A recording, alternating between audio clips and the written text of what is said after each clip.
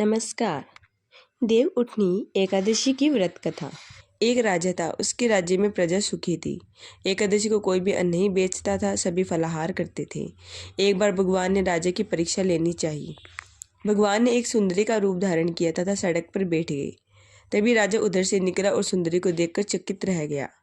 उसने पूछा, हे सुंदरी, तुम कौन हो और इस तरह यहाँ क्यों बैठी हो?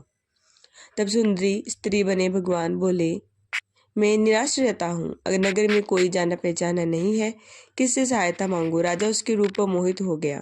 वह बोला, तुम मेरे महल में चलकर मेरी रानी बनकर रहो। सुंदरी बोली, मैं तुम्हारी बात मानूंगी, पर तुम्हें राज्य का अधिकार मुझे सौंपना होगा। राज्य पर मेरा पूर्ण अधिकार होगा। मैं जो भी बनाऊंगी तुम्हें खाना होगा। राजा उसके रूप पर मोहित था, उसकी सभी शर्तें स्वीकार कर ली। अगले दिन एकादशी थी। रानी ने हुक्म दिया कि बाजारों में अन्य दिनों की तरह अन्न बेचा जाए। उसने घर में मांस मछली आदि पकवाए तथा परोसकर राजा को खाने के लिए कहा। यह देखकर राजा बोला, रानी, आज एकादशी है, मैं तो केवल फलाहार ही करूंगा। तब रानी ने शर्त याद दिलाई और बोली, या तो खाना खाओ, नहीं तो मैं बड़े राजकुमार का सिर काट कर रख दूंगी। राजा ने अपनी स्थिति बड़ी रानी से कही तो बड़ी रानी बोली, महाराज, धर्म न छोड़े बड़े राजकुमार का सिर दे दे। पुत्र तो फिर मिल जाएगा, पर धर्म नहीं मिलेगा। इसी दौरान बड़ा राजकुमार खेलकर आ गया।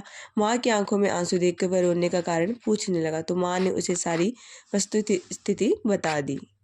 तब वह बोला, मैं सिर देने के लिए तैयार हूँ। पिताजी के धर्म की रक्षा होगी, जरूर होगी।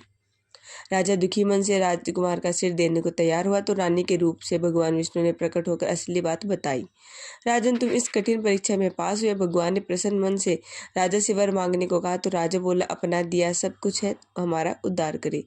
उसी समय एक विमान उतरा। राजा ने अपना राज्य पुत्र को सौंप दिया और विमान में बैठकर परम धाम को चला गया।